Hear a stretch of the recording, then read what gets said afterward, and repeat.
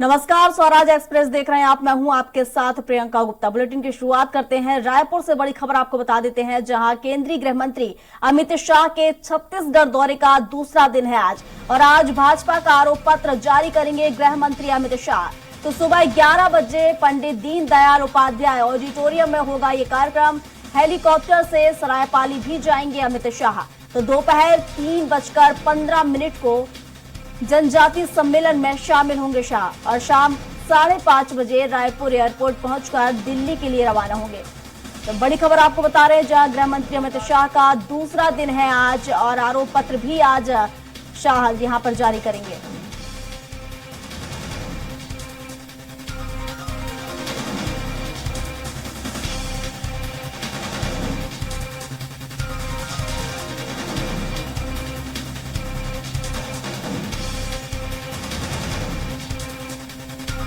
और इस पर विस्तार से जानकारी के साथ हेमंत शर्मा हमारे साथ लाइव जुड़ चुके हैं रायपुर से। तो हेमंत से ही जान लेते हैं। हेमंत, अमित शाह का आज दूसरा दिन है, जहां वो आरोप पत्र भी आज कांग्रेस के खिलाफ यहां पर जारी करते नजर आएंगे। विस्तार से जानकारी दीजिए। देखिए, केंद्रीय गृह मंत्री अमित शाह कल देर रात रायपुर पहुंचे 2 दिन के छत्तीसगढ़ दौरे पर। और कल देर रात तक पार्टी के वरिष्ठ नेताओं की बैठक उन्होंने ली और खासतौर पर चुनाव में किस तरीके से पार्टी काम कर रही है उसकी समीक्षा अमित शाह ने वहां पर की। इसके साथ साथ बीजेपी की जो दूसरी लिस्ट आने वाली है प्रियंका, उसको लेकर भी वहां पर मंथन हुआ है, चर्चा हुई है। और जरूरी दिशा निर्देश चुनाव को लेकर अमित शाह ने तमाम वरिष्ठ नेताओं को उस बैठक में दी है। उस बैठक में वरिष्ठ नेताओं में अगर बात की जाए तो प्रदेश प्रभारी ओम माथुर, राष्ट्रीय महामंत्री बीएल संतोष, नितिन नवीन जो सह प्रभारी हैं छत्तीसगढ़ के, इसके अलावा छत्तीसगढ़ के जो स्थानीय नेता हैं वो भी इस बैठक में मौजूद थे। और आज अमित शाह के दौरे का दूसरा दिन है। आज लगभग 10:30 बजे वो कुशाभाऊ ठाकरे जो बीजेपी का प्रदेश कार्यालय है वहां से निकलकर पंडित दीनदयाल उपाध्याय ऑडिटोरियम जाएंगे। वहां पर एक बड़ा कार्यक्रम बीजेपी ने आयोजित किया है।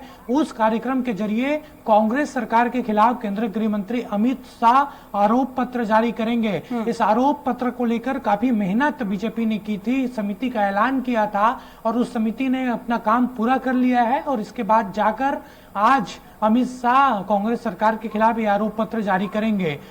लगभग 1.5 घंटे का ये पूरा कार्यक्रम रहेगा।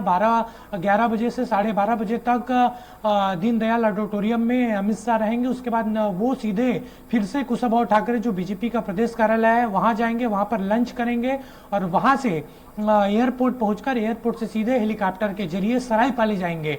सरायपाली में जनजातीय सम्मेलन का आयोजन किया गया है और जो सरायपाली में इस कार्यक्रम को करने का मकसद यही है कि जो शेड्यूल कास्ट की जो सीटें हैं उस पर प्रभाव डाला जा सके। इसीलिए वहां पर ये कार्यक्रम बीजेपी कर रही है। 3 बजे के आसपास वो कार्यक्रम शुरू होगा और 1 घंटे के तक वो कार्यक्रम चलेगा और उसके बाद वापस अमित शाह रायपुर आकर करीब 5:30 बजे दिल्ली के लिए रवाना हो जाएंगे। ये 2 दिन का छत्तीसगढ़ दौरा केंद्रीय गृह मंत्री का काफी महत्वपूर्ण है छत्तीसगढ़ बीजेपी के लिहाज से। और जिस तरीके से तैयारी में बीजेपी के नेता लगे हुए हैं, एक तरीके से उनको इस दौरे के बाद सहानुभूति मिलेगी, रिचार्ज वो होंगे। और अमित शाह कल जो बैठक हुई थी, ऐसा बताया जा रहा है कि कई नेताओं को उन्होंने कई मसलों को लेकर फटकार भी लगाई है, क्योंकि उनकी इस तरीके से कार्यशैली है वो सबको पता है। और हालांकि और क्या कुछ उस मीटिंग में हुआ है वो अभी स्पष्ट नहीं हो पाया, लेकिन कल की जो मीटिंग हुई थी रात को कुशाभाऊ ठाकरे प्रदेश कार्यालय में, उसमें टिकट को लेकर, दूसरी लिस्ट को लेकर, इसके साथ साथ चुनाव की समीक्षा भी अमित शाह ने की है। बिल्कुल। और हेमंत, अगर हम देखें यहाँ पर जिस तरीके से आरोप पत्र यहाँ पर बीजेपी की तरफ से लाया जा रहा है, क्योंकि चुनावी दौर है, ऐसे में आरोप प्रत्यारोप का दौर लगातार जारी है। जो अभी आरोप पत्र यहाँ पर जारी किया जाएगा वो कौन कौन से मुद्दे हो सकते हैं जिन्हें इस आरोप पत्र में शामिल किया गया होगा? देखिए, जब विधानसभा का मानसून सत्र हुआ था उस समय विपक्ष यानी बीजेपी ने सरकार के खिलाफ अविश्वास प्रस्ताव लाया था। लेकिन उस अविश्वास प्रस्ताव के जरिए आरोप पत्र भी एक तरीके से विधानसभा में पेश किया गया, तो उसमें तमाम मुद्दे थे। और उसके बाद कमेटियों का ऐलान किया गया चुनाव के लिहाज से। उस कमेटी में आरोप पत्र कमेटी भी थी। उस आरोप पत्र कमेटी का यही काम था कि वो तमाम जो आरोप सरकार के ऊपर लगे हैं, जो चीजें सामने आई हैं, उसको उसमें शामिल करें। प्रमुख मुद्दे की अगर मैं बात करूं, हालांकि ये बताया जा रहा है कि 100 से अधिक बिंदु इस आरोप पत्र में रहेंगे और इसका ब्लूप्रिंट भी तैयार कर लिया गया है। इसमें प्रमुख मुद्दों में अगर बात की जाए तो जो ईडी जो कार्रवाई कर रहे जिन मामलों को लेकर, चाहे वो शराब घोटाला हो, कोयला घोटाला हो, माइनिंग से जुड़ा मामला हो, इसके साथ साथ पीएससी घोटाला हो, युवाओं जो बेरोजगारी भत्ता का मामला है वो मुद्दा हो, ऐसे करके बहुत सारे मुद्दे इसमें शामिल किया गया है। लेकिन मैंने जो मुद्दे बताए वो प्रमुख तौर पे ये मुद्दे उस आरोप पत्र में शामिल रहेंगे। इसके साथ साथ सीधे मुख्यमंत्री भूपेश बघेल को उस आरोप पत्र के जरिए टारगेट किया गया है, क्योंकि जो प्रिंट जारी किया गया है आरोप पत्र का, उसमें जो फ्रंट पेज है उसमें पूरी तरीके से मुख्यमंत्री भूपेश बघेल के चेहरे को दिखाया गया है। तो साफ इससे यही जाहिर हो रहा है कि छत्तीसगढ़ बीजेपी हो या केंद्रीय नेतृत्व हो, वो सीधे मुख्यमंत्री भूपेश बघेल को छत्तीसगढ़ में टारगेट कर रहा है।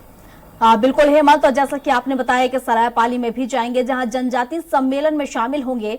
हालांकि देखा जाए तो चुनावी दौर में लगातार सभी वर्गों को साधने की कवायद तेज है, सभी पार्टियां सभी वर्गों को साधने की पूरी कोशिश कर रही हैं।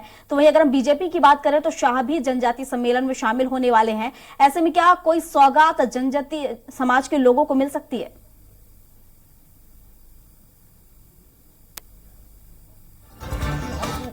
रही है जिससे सत्ता में वापसी उनकी हो सके, क्योंकि 2018 के विधानसभा चुनाव में जिस तरीके से शिकस्त बीजेपी को मिली थी, बीजेपी अब तक उस हार को भूल नहीं पाई है।